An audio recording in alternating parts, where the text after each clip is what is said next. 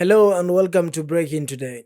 Kufa Dereva, Kufa Makanga has been the word of the weekend, with Kenyans expressing their disappointments with the Kenya Kwisha administration or regime for what they term as false promises, throwing the country into mud, using us, which is the country, to enrich themselves, and worst of all, taking its people for fools. There was a public participation at Bomas of Kenya to discuss the impeachment of Deputy President Mr. Rigathi Gachagua, which was a real proof that shimo unalojichimbia ama shimo unalomchimbia mwenzako utaingia mwenyewe, or ukitenda mema unajitendea mwenyewe na ukitenda maovu unajitendea mwenyewe, as that popular song from Guardian Angel says. Kenyans did not buy whatever was being sold to them. Instead, they decided to use the platform to unleash their anger and educate the leaders on how to run a government and lecture them, about the things that they were doing wrong to the people. Because if I quote this young lady from Embakasi who was talking about the leaders don't remember us when it's matters that really matter to us, but then when it's matters that matter to them, that's when they come for public participation. That's when they call people, aulize hey, manzie mnaona hapa tufanye nini, unajua wakati vitu kama SHIF wanataka kuimplement, they don't really care about what the public is going to say. Wakati wanataka kuuza airport, they don't care what the public is going to say. Wakati they are doing all these shoddy things that they do, they don't involve the public. When the public really needs to be involved, they don't involve them. Lakini sasa ikikuja kwa ngori yenye ina wafavor politically, hapo ndo wanataka sasa wasi watokee wakuje watoe maoni yao. And really people were so mad about that. And I guess that was a proof that Kenyans have had enough of the Ruto-led administration, because they weren't really taking any pill enye walikuwa wanapewa. As much as I would say like the public participation was really a politically organized event, because of whatever transpired later. But I'm glad that Kenyans really showed up and they spoke their hearts. I mean, walibonga kitu ilikuwa kwa heart zao, si kukaa kila time tuko tunaogopa, hauna nguvu ya kwenda kuongea. People remember you when it's of benefit to them, but when it's of benefit to you, they don't really seem to remember you. Many insisted that if the DP was to be impeached, then the president was supposed to suffer the same consequences because they were elected as a pair. And when you lose one shoe, then the other shoe becomes useless. I mean, what's the point of having a shoe when you lost the partner? So if they were to go, they were to suffer the same knife, both of them. Being leaderless really came in handy on that specific day, because then, I actually remember sometimes back, there's someone who said the government is waiting for the Gen Z to have a leader, and then they can manipulate that leader. They can teach that leader the Kenyan politics, which are the politics of mediocrity, the politics of violence, and so on and so forth. And I can attest to that. I can say they were correct about that, because on that day, those people who were termed to be like in the front line of the Gen Z movement had no impact on that specific public participation, because we had Kasmuel Mcoure was given the mic, and instead of pushing for whatever the country felt like was the most important thing, for these people to go home as a pair. Because if you remember, during the Gen Z protest, Kasmuel Mcoure was in the front line to say that Ruto must go. He was pushing for the Ruto must go hashtag. And then on this day, he suddenly doesn't want Ruto to go. He's talking about we need to impeach Gachagua. He is a tribal leader. He is blah, blah, blah, blah. Well, we all know they are both tribal. Gachagua might be tribal in his words, in whatever he says, but then the president is also tribal in his actions, because we're talking appointments of people from particular tribes. So these people are both tribal. And when Kasmuel was given the mic, he really pushed for the impeachment. He was supporting the impeachment of the deputy president Rigathi Gachagua. This made people very angry at him, mpaka wakaanza kumunfollow pale hivyo X, wakamjamia tu sana, wakasema he's a sellout, he has been bought, he's there to mislead the Gen Z, and they don't really think he should be speaking for them anymore. When it came to Morara Kebaso had a tough time accessing the Bomas of Kenya, and he later on managed to access. He claims that there was this lady who was like the head of the security who allowed him to access the hall, but then with only one bodyguard because he had his people, but then he was only allowed to enter with one bodyguard. And to him, he feels that that's when his security was compromised. So he entered the Bombers of Kenya, seated and listened to the submissions from the fellow Kenyans.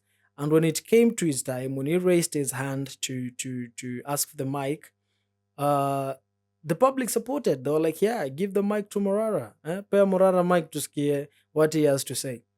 Kajuang said no, you know, and all of a sudden people came out from beyond the dais, and they started throwing chairs.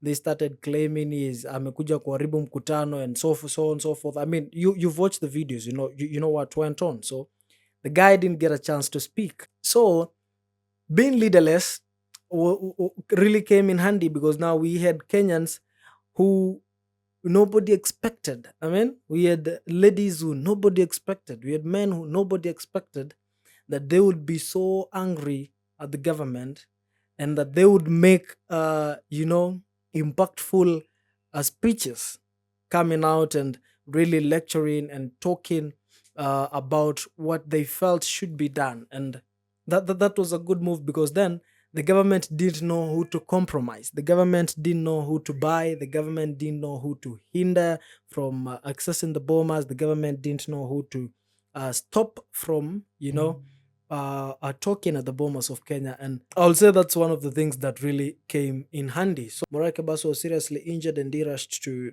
the hospital. He has made his first appearance today, since that day. And from the way he's walking, you could tell that he's not okay. Anatembea design fulani ya wale vijana wa Didi sijui. That's just being funny. I mean, you take that as a joke. So okay, niweke hiyo video.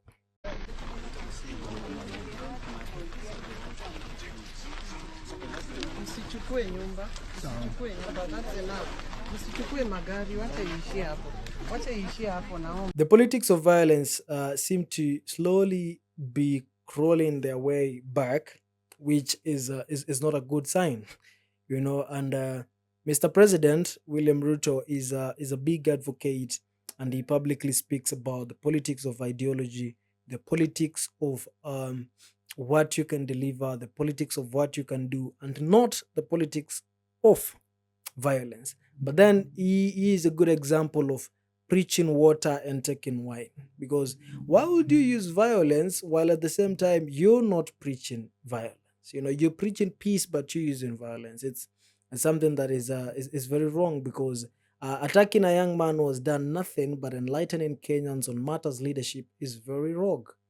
Whatever happened in Boma should never happen again. But is it possible? Can we be sure that such a thing is never happening again? Because it's funny how Kenyans are easily bought. I mean, it's funny how Kenyans easily lose focus because we need someone to enlighten us, but at the same time, when you're given something small to say no to this person, then you forget that he was actually doing something good. Unasahau hata kama kuna kitu poa huyu msee alikuwa anadu, na unaamua kwenda full force kumpinga.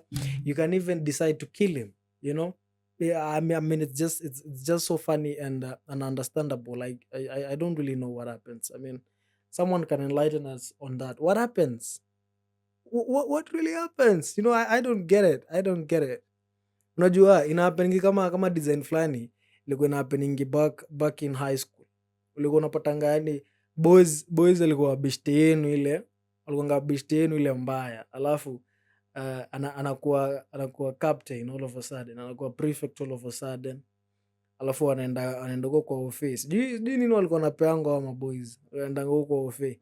The time anarudi, o jamaa ni sell out mwingine mbaya. O jamaa anakuwa snitch mbaya sana. I mean, you guys cannot do anything. This guy was your friend like 30 minutes ago. But tangu afanywe prefect na ingia kwa hiyo ofisi, amekuwa a completely different person. So whatever happens, sijai get nini wapen na wase, but nyi mnaweza niambia kama unajua nini na happeningi, unaweza niambia po kwa comment section bana. Tujue what really happens with these people. You know, the reason why we go to school is being programmed. I mean, if you ask me, the reason why we go to school is being programmed to a certain way of thinking. Huku unajua 1 + 1 inakuanga 2 na haiwezi kuwa 3 kwa sababu si uliambiwa 1 + 1 ni 2. Haiwezi ka make 3 no matter how hard you try. Hata mtu ajaribu kukuwekea sense ya aina gani akwambie 2 inamaanishanga 1 inamaanishanga 2, hawezi uka accept kwa sababu wewe umetrainiwa kwa 1 is 1 and 1 + 1 is 2, you know. So so I think this pattern yenye tunaekangwa kwa yenyewe, I mean, interfering with the pattern is something very tough. Telling someone that this is not your father when they know this is their father tangu wazaliwa. Unajua kama mtoto adopted ama let's say mtoto wa single mother, alafu mama anaolewa Katolika kwa kadogo. Unajua Katolika ata grow up kakijua huyu ndo anakuanga babangu. Sile siku utakuja kaanza kuambia huu si babako, itakuwa tough ku explain. Sasa si babangu aje? I mean, nimempata kwa picture since way back niko mdogo. Alafu sasa leo all of a sudden unakuja unaniambia msee si babako. Unajua kuna vile ita make sense. Ni ukweli si babake. Lakini kuna vile hiyo story itakuwa ina make sense. Na itakuwa ngumu sana kuchange mind yake umwambie this is not your father. So I think that's what is happening in our country right now, because we've been programmed to think that we need kingpins from different regions, and that's one of the reasons why we are never working out of ethnic politics, politics of ethnicity and tribal politics, because tumeprogramiwa kujua tunafaa kuwa na our kingpin. Kama Ukambani kuna Kalonzo, the Luo people have Raila Odinga, the Gikuyu people have Uhuru Kenyatta, whoever it is. The people of Mombasa have their own, you know. I mean, kila area and the Kalenjin have Ruto, you know. Kila area ikona kingpin wao, and that is the problem we are having, because kama sisi wote tukigrow up we knew I mean, we need someone at the top who is going to represent us at a national level. And when this person is bought, then the whole community is bought. You know, when this person suffers, then the whole community suffers. No, that's a total lie, because mkuna vile utaniambia huyu jamaa akiiba then ni responsibility ya community yake imtetee, no matter how bad the guy is. Watuko like, okay, yeah, he is a thief, but then he is our person, so there is no way you guys are touching our person. This guy is corrupt, but then he is our person. He is the only guy we are looking at that very top level. So what happens mkimtoa? Kwanza, it doesn't matter the amount of evidence you bring to the table that this guy is corrupt, as long as ni sawa ako corrupt, lakini ukishaleta hiyo evidence kwa watu wake, watakwambia mnatafuta njia ya kututoa kwa serikali, mnatafuta njia ya kututoa kwa leadership, you're looking for ways to kill our kingpin. Damn, man. You know? And so we will have corrupt people in the government in the name of hawezi watoa kwa sababu of their people. Yendo kingpin wako hawezi ukamtoa, you know? You have to really take them in no matter how bad they are.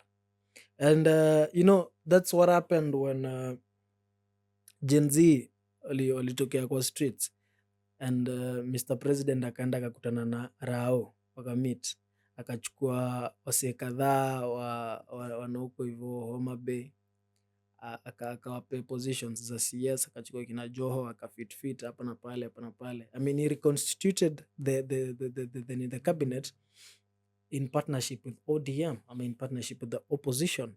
And now the narrative changed. You know, those people who are out on the streets, I mean, fighting for good leadership, fighting for accountability, now don't care about that anymore. All they care about is sisi ndo tumeshikilia treasury. Manze, kama tumeshikilia treasury, unajua si tuko juu bana, unacheki huh? And these people even held homecoming rallies, and they were welcomed when we all know they are corrupt, when we all know we don't want them in the government. These are some of the people we were pushing for watoke kwa serikali, lakini kwa sababu wamepewa those CS positions, you're like, hey, sisi bana, unajua community yetu imekumbukwa, watu kuna kakitu tumepewa, at least tuko kwa gava, and they go tell their people, we have been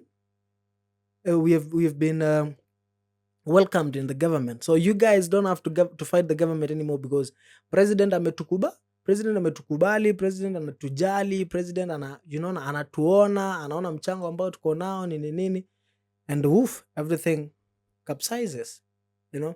So I think the biggest problem we are having as a people is that we have been programmed to think that those people who we have kept in front there, I mean our leaders, no matter how corrupt they are, no matter how bad they are, as long as they are there, then our community is okay, which is very wrong. And now the toughest part about, you know, changing that is that kubadilisha sasa hiyo programming ambao Wakenya wamewekwa ya ethnic politics. It's something very tough. So Morara Kebaso is really trying to do that, but it's funny. Unaweza ona ameeducate watu. Ukifika 2027 utashtuka vibaya sana, kwa sababu nobody will care about all that civic education. Nobody will care about all what they've been told for these years. All they'll be caring about is tuko na mtu wetu amechukuliwa na huyu, na tutakuwa kwa serikali, tusitake kuwa kwa opposition, tutakuwa hapa na mtu wetu amechukuliwa, and that's what matters to them. And na huyu ni mtu wetu, hata kama ako corrupt aje, endo tuko na yeye peke yake, na hatuwezi kataa kuwa kwa serikali kwa sababu eti mtu wetu ako corrupt. And that's how it goes. That's how it goes. Just watch this space, man. That's how it goes. And if you don't really understand what I'm talking about, there's a lady who explained that better. Let me fix a video here so you guys can listen. Why is it so hard to change someone's mind? Let's talk about it. If you're new to my channel, I'm of course Rachel, the neuroscientist. The brain really doesn't like changing its mind, and that gives rise to things like the confirmation bias, anchoring bias. Confirmation bias means that we'll actually selectively filter out information that is incongruent with our existing beliefs. Even if we do process that information, we'll give it a lot less weight than we would with something that actually aligns with our existing ideas. Anchoring bias is where we hold on to the very first thing that we learn about something, and it's hard for us to let go of that, even when we're presented with evidence that suggests that it's not accurate. What a terrible design! Why are we like this? Well, neuroscientifically speaking, once you learn something, your brain has to restructure and rewire itself. We also instinctively perceive change, uncertainty, unpredictability as inherently dangerous. Sticking to what's familiar can obviously serve as an evolutionary advantage. The last and perhaps more psychological component of that is that our ideas tend to be tethered to our identity, and the brain really doesn't like threats to identity. Your sense of self involves so many different structures, memories, processes in the brain. To rewrite that would be very complicated, and in the daily struggle for survival, potentially fatal. Kuna watu wanasemanga mtoto huwa aharibiki kwa mamake. I mean, haijalishi mtoto ana tabia mbaya kiasi gani, lakini mama atamkubali. Kila siku mama atamkubali. So hawa viongozi wakati wamekuwa so corrupt, wamechoma hapa juu, wamefanya vitu mbaya, wakirudi kwa community zao wanaendanga wanauliza mtoto anaharibikanga kwa mamake? Hapana. Kwanza our mothers are in those rallies shouting hapana kwa mama. Mtoto hata akikuwa mwizi, mtoto hata akiharibika, si bado mtoto ni wa mama. Mtoto ni wa mama. Bas. You accept this guy knowing very well he's corrupt. He was involved in murders. and a lot of other shit, but then you're going to accept him because ni mtoto wa mama, nyinyi ndo mama yao, and you have to really accept him regardless of who he is. So I would say, like, the country's biggest enemy, it's his own people. The country's biggest enemy ni watu wake wenyewe. Like, for example, in Kenya, we are the biggest enemies of ourselves. Unless we free ourselves from us,